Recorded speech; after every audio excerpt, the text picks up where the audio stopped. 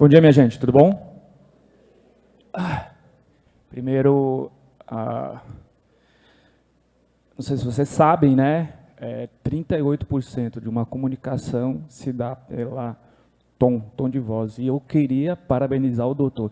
Eu queria perguntar até para Gabriel se ele consegue me deixar com esse mesmo tom, Gabriel. Tem? Vamos lá, minha gente. Bom dia a todos. Estou mais uma vez aqui com o pessoal do Júri Épico, tratando, né, de assuntos de ordem jurídica, mas sabendo que eu estou tratando com um público de ordem acadêmica. Ô, Gabriel, eu não sei se você já teve acesso aos slides aí. Primeiro, vocês estão vendo o Gabriel? Parece eu dando aula online, que tem uma caixa assim, aí o pessoal começa a falar do além, eu falo voz do além. Gabriel, se manifeste. Eu vi alguém correndo lá em cima, acho que vai ser ele, mas enfim. Cadê? Pronto, fechou. E é sempre uma honra estar aqui presente, tá certo? Com o pessoal do Júri Épico. Como eu falei, já estou no meu terceiro ano e é um prazer dividir um pouquinho com vocês aí minha vivência acadêmica, minha vivência profissional, né? Vou me apresentar já para vocês, mas não poderia deixar de iniciar nosso diálogo agradecendo, me colocando à disposição, tá certo? Quero que vocês saibam que, apesar de ser delegado de polícia, eu já fui aluno, tá certo? Eu sou professor, sou palestrante, sou escritor, mas sei de onde eu vim, certo? Tenho meus pezinhos no chão, tal. Brinco que quanto mais informal para mim, melhor. Deixo o doutor para a delegacia, deixo o doutor para a minha vida profissional. Aqui estou como um mentor, um orientador, alguém que vai discursar sobre um tema. Então, fique totalmente à vontade. Ontem estava eu, mais outro colega de polícia, delegado de polícia, estávamos tratando da atividade policial, operações policiais, tudo e tal. E gostei da dialética, né? A gente poder perguntar, até gostei do colega ter estimulado vocês aí, tá certo? De estar conversando com vocês aqui, ninguém sabe mais, ninguém sabe menos, a gente sempre se coloca em pé de igualdade aqui com vocês, tá bom? E eu vou tratar, tá, de algumas celeumas da inviolabilidade do registro de conversas do WhatsApp e suas reflexões no âmbito dos tribunais superiores. Só para situar vocês, esse tema, eu fiz um recorte de um artigo que eu estou publicando junto a um tratado de polícia judiciária, tá certo? Que deve sair agora, estou entregando esse artigo no dia 30 de maio, e eu trouxe duas situações que são inerentes à atividade policial, tá? Até porque, não sei se vocês sabem, todo mundo tem WhatsApp aqui, né? Alguém não tem? Telegram. Eu fui resistente a utilizar o WhatsApp, que eu, como eu falei, eu sou muito do olho no olho. E depois que surgiu o WhatsApp, o Telegram, essas plataformas de mensagem instantânea, vou te mandar uma mensagem. Eu disse, por que tu não liga? Aí fica aquela assim, não, eu vou mandar uma mensagem, não está certo. Mano. E aí instalei, mas enfim. E aí o que acontece, minha gente? O WhatsApp é um instrumento hoje que está no nosso dia a dia. Tá? E eu preciso tecer alguns comentários com vocês, como isso na atividade policial implica. Mas vamos lá. Passa para o próximo slide aí, Gabriel. Gabriel. Vamos lá. Só para vocês me conhecerem, eu sou delegado de polícia do estado de Pernambuco, tá certo? Saí agora há pouco tempo, estava no DRACO, Delegacia de Combate à Corrupção e Crime Organizado. Tá? Tenho um curso de combate à corrupção, sou pós-graduado em Direito Público, curso de capacitação pela Diretoria de Inteligência Policial. Tenho curso também na área de lavagem de dinheiro, certo? Sou professor da Academia de Polícia de Pernambuco, ou seja, todos os delegados que ingressam na carreira, tá certo? Na CADEPOL, na delegacia, na Polícia Civil do Estado de Pernambuco, eles passam por mim, tá? Eu dou aula de crime organizado para eles, lavagem de dinheiro, tá bom? E sou coautor de uma obra de enfrentamento da corrupção e investigação criminal tecnológica. Vai ter agora a segunda edição dele, a terceira, salvo engano, pela editora Juspódio, e estou escrevendo um outro agora, que é o Tratado de Polícia Judiciária, com outros delegados, que é, vamos dizer assim, o artigo que eu vou tratar com vocês, tá bom? Próximo slide aí. E aí, minha gente, é o seguinte, a primeira pergunta que eu abro com vocês: vocês sabem a dimensão da quantidade de usuários online no Brasil hoje? É imensa, tá? Eu desafio alguém aqui, tá, que já não esteja conectado, ser conectado à rede mundial, acessado o WhatsApp, tá certo? E aí o que que acontece? Para existir tecnologia, tá certo? Nossos aparelhos telefônicos têm que acompanhar essa evolução. Por isso que eu falo, evolução dos aparelhos celulares. Eu não vou estar me entregando aqui, tá bom? Mas há pouco tempo atrás, nós tínhamos aparelhos enormes que simplesmente recebiam e ligavam, recebiam e ligavam. Hoje, o que um aparelho celular faz? Faz tudo. Você paga contas, você acessa suas redes sociais, certo? Você tem ali um grande centro, tá certo? De informação pessoais, que daí demandam o quê? As chamadas implicações jurídicas, como direito à imagem, privacidade, intimidade e segurança das informações, tá? E isso, para a atividade policial, começa a ficar interessante. Por quê? Ao mesmo tempo que existe essa evolução tecnológica, e eu gosto muito disso no trabalho policial, porque eu sou um adepto da corrente da verticalização do inquérito. Hoje a gente não faz mais inquérito policial, minha gente, com só prova testemunhal. Nós temos N ferramentas tecnológicas, tá certo? E, de certa forma, que assessoram a atividade investigativa. Hoje, a polícia judiciária no Brasil, ela trabalha com inteligência policial. É engraçado que sempre me perguntam, o senhor já precisou atirar em alguém em uma operação policial? Eu digo, nunca, e eu espero nunca precisar. Por quê? Nós temos um trabalho de inteligência policial para chegar naquele alvo e ingressar na residência. A última operação mesmo, quando eu ingressei no domicílio, eu já fui certo do que eu ia pegar. Eu disse, eu quero o telefone celular com o terminal final 38, eu sei que tu tem um desktop aí, que a gente tem o IPv6 dele, quero saber dele. Eu também sei que você faz uso de um smartphone que você botou em nome de fulana, pode me dar. Então, a gente já chega com toda essa qualidade investigativa, inteligência policial, tá certo? Para melhor atuar e instrumentar o inquérito. E aí, tá certo? Claro, vai demandar também um trabalho do Poder Legislativo e do Poder Judiciário para acompanhar essa evolução. Gabriel? E como é que fica a atuação dos criminosos? Tá certo? O que a gente percebe, eu já fui delegado de cidade, já fui delegado de especializada, o que a gente percebe, ao mesmo tempo que nós temos a evolução da tecnologia, em contrapartida, nós temos o quê? A desinformação das vítimas.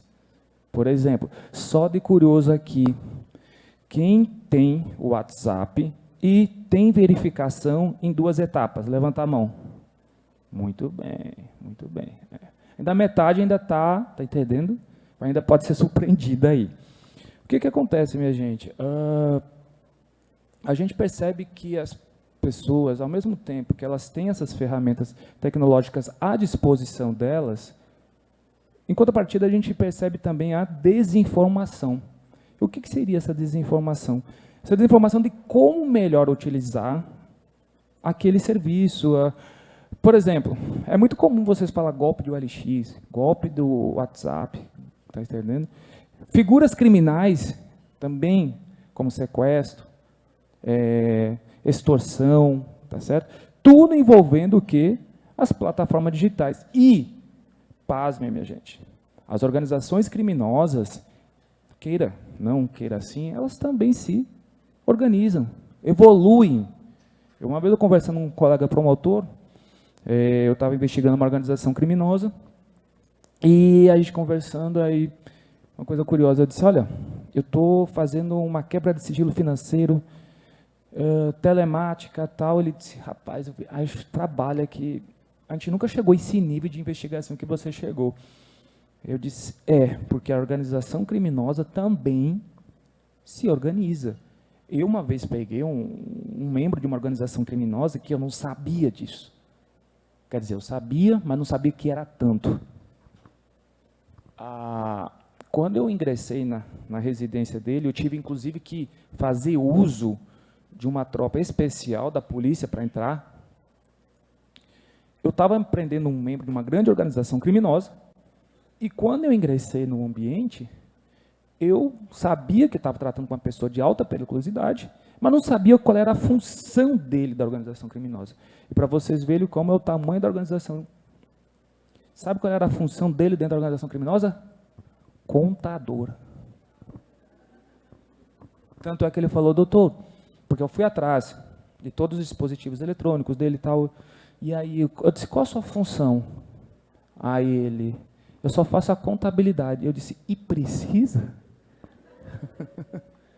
Ele, doutor, o fluxo de caixa é grande. Nós precisamos nos organizar. Ele, está certo? Está certo. Colega de outro estado, dividindo, que a gente tem contato com os colegas, pegou um membro de organização criminosa, em que um dos membros, era responsável para fazer o quê? A seleção pessoal. Sabe como é que ele descobriu? Quando ele aprendeu os documentos, pegou uma pasta. Quando ele abriu a pasta, tinha várias fichas, como se fosse uma seleção de currículo. E sabe o que era? O carcerário, quantas vezes preso. Só para saber se o cara... esse cara tem um perfil bom para entrar com a gente, pode trabalhar com a gente. 3 vezes preso, roubo, furto, extorsão, sequestro. Só que daí, minha gente, por que eu estou ilustrando tudo isso? Para vocês enxergarem o grau de evolução de uma organização criminosa. Então, se a gente não evoluir com eles, a gente fica para trás. E, como estou falando em sofisticação de uma organização criminosa, eu não posso deixar de falar que eles também fazem uso de quê? De WhatsApp. E eles, às vezes, eu já cheguei a conversar com um investigado meu, que eu praticamente dividi figurinha com ele. Disse, velho, como é que tu faz isso, bicho? Ele, então, tu faz assim, doutor. Mas assim não dá certo não, bicho. Ele, mas tu tem que fazer isso aqui, ó. Aí eu disse, a gente não tem que evoluir com eles? Tem. E aí, minha gente, como eu estou falando, a utilização de WhatsApp por organizações criminosas, tá? E aí nós temos que fazer uso do quê? Da chamada inteligência policial. Nós temos, por exemplo, aqui em Pernambuco, a DINTEL, que é a Diretoria de Inteligências com seus núcleos de inteligência. Tá certo? Estou me avisando 5 minutos aqui, eu vou correr. E é extremamente importante para a gente fazer uso dessa diretoria de inteligência, porque ela nos municia, tá certo? Nessa parte de investigativa, fazendo uso de ferramentas tecnológicas. Só um documento, por exemplo, de um extrato de WhatsApp, de conversas, pode chegar a 200 páginas, 300 páginas. Pode passar aí. Gabriel? E aí, só para ilustrar aqui, algumas situações que eu trouxe do artigo. A primeira situação é o seguinte: atuação em tempo real da atividade policial, operações policiais, algumas celeumas. A primeira situação, apreensão do celular, auto de prisão em flagrante delito. A pergunta é: posso acessar o aparelho do investigado para fins de coleta de informação a partir do WhatsApp? Sim ou não? Vou pedir para colocar na prova. E aí? Posso? Vamos lá, vamos colocar uma situação. A gente, na atividade investigativa, pega alguém flagrante, traficando. E aí, pegou esse indivíduo traficando. A gente sabe que, possivelmente, no celular dele pode ter informações privilegiadas. A pergunta é: eu posso ficar vendo as conversas dele no WhatsApp diante dessa situação flagrancial? Sim ou não? Hã? Vamos lá. Quem é por sim? Levanta a mão. Não, levanta a mão. Boa. Quem é o professor de vocês de penal? Tão ligeira. Ah, tá bom, tá explicado. Então, gente, exato, não pode. Tá? E aí, o que acontece? Inclusive, é sempre um diálogo institucional que eu tenho com a Polícia Militar, com a Polícia Civil, com outros colegas de outras instituições. A gente não pode ter o acesso ao celular, porque a situação flagrancial é a da traficância, e, consequentemente, eu não posso fazer o quê? Ter acesso às conversas do WhatsApp. Como é que eu poderia ter acesso às conversas do WhatsApp? Mediante o quê? Ordem judicial. Então, como eu falo, insisto, as organizações criminosas, elas são organizadas, certo? Vocês não acreditam, mas eu já peguei investigado que eu tinha ordem judicial para ter acesso ao aparelho dele, mas eu também, na mesma condição, eu peguei ele em flagrante. Quando eu fui pegar o celular dele, ele falou: o senhor tem ordem judicial para acessar meu aparelho? Aí eu, pô, tá ligeira. Mas o que acontece, minha gente? Já para passar para a segunda situação, se eu tiver ordem judicial diante de um cumprimento de mandado de busca e apreensão de dispositivos eletrônicos, documentos, foi uma operação, inclusive, que eu fiz agora recente. Eu posso, de forma implícita, tá certo, já solicitar que na minha ordem judicial eu tenha acesso ao quê? Ao conteúdo. Então, quando eu vou lá represento para a autoridade judicial e para parecer ministerial, o que acontece? Eu chego para o juiz e digo: olha, eu já quero também ter acesso. Porque no mesmo momento que eu apreendo o celular para ter acesso às conversas do WhatsApp, eu já faço o quê? Já coloco ele em procedimento de cadeia de custódia, levo para a inteligência. A inteligência, por sua vez, tem um software, tá certo? Que faz uso, no caso, para fazer uso de extração de dados, que é o Cellebrite, extrai todas as conversas do WhatsApp, tá certo? Com quem falou, deixou de falar, no dia que falou, tudo e tal, e emite um relatório para mim, sem problema nenhum, desde que ordem judicial, tá bom? Qual é a outra situação, Gabriel?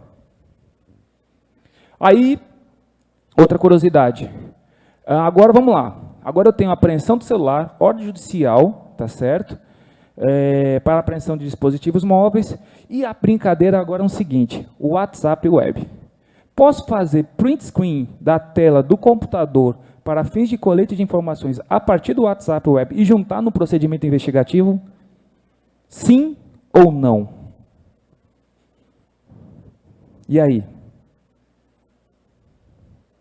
Ah, dificultei. Cobre deles, viu? Cobre deles, que agora eu vou dificultar. E aí? Alguém já mexeu com o WhatsApp Web? Já, tá? Vou colocar a situação hipotética para vocês. O que aconteceu? Na atividade policial, foi representado pelo mandado de busca, pegamos o celular do investigado, com ordem judicial para acessar as conversas, tudo lícito. E aí o que aconteceu? Devolvemos o celular, com a ordem judicial, ainda para acompanhar as conversas dele, que é a telemática, que poderia ser uma interceptação, a gente continua ainda acompanhando. Presta atenção. E aí, para facilitar o trabalho, a gente fez isso através do WhatsApp Web.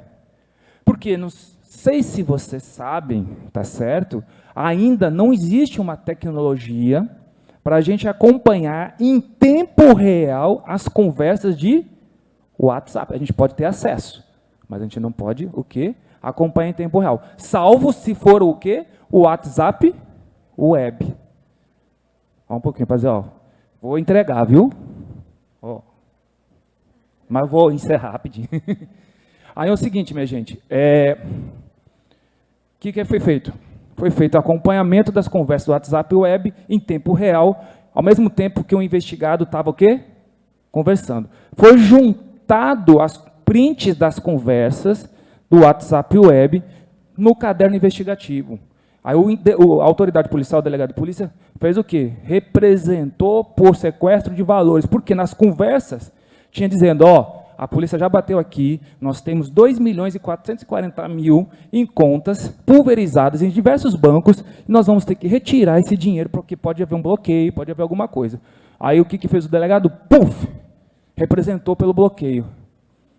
A pergunta é, essas conversas oriundas do print screen, da tela, do WhatsApp Web, podem ser juntadas? Hã? Não. Sabe por quê? Porque, se quem tiver curiosidade, se você apagar as mensagens, e isso não fica no servidor do WhatsApp Web, elas são facilmente editáveis. Primeiro detalhe. E o segundo detalhe, as conversas do WhatsApp Web estão sujeitas à intervenção de um quê? De um terceiro. Me diz uma coisa, o delegado de polícia, enquanto ele estava lá, acompanhando as conversas, ele não poderia também escrever? Então ele não poderia dizer, fulano, beleza, então, faz o seguinte, junta tudo isso numa única conta, esses 2.400.000, bota lá na conta e deixa tudo lá. Facilitar o trabalho da atividade policial, facilitando de maneira que não precisa fazer vários ofícios para vários bancos, para fim de bloqueio de bem. Ele não poderia ter feito isso?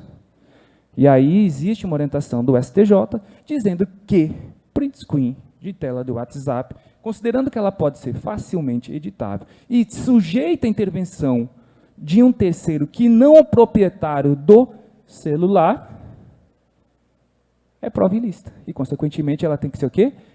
Desentranhada. Entenderam? Compreenderam? Pronto. Então é isso, pessoal. Eu queria só trazer essas duas curiosidades para vocês. Ontem eu tive mais uma vez com o pessoal do Júri Épico. Fiquem à vontade, tá certo? Para visitarem delegacias, não é dos melhores lugares. Eu também não quero ver vocês lá na forma de conduzido, quero ver vocês lá na forma de visitante, tá bom? Mas me coloco à disposição, tá? Coloco à disposição de todos. Quem tiver alguma dúvida, saber da atividade policial. Me perguntaram de forma frequente ontem, estágio, certo? Dentro da polícia. Sim, nós vamos ter um programa, acredito que segundo semestre, eu não estou falando o nome da instituição, mas já sondando, que vai ter um programa de estágio na Polícia Civil. Então, quem tiver interessado futuramente, tá bom? Carreiras policiais. Quem também tiver alguma dúvida sobre concurso, segue lá delta.andrei.rocha, tá bom? E é isso, pessoal. Agradeço a atenção de todos, não vou me estender aqui. Meu forte abraço e até a próxima.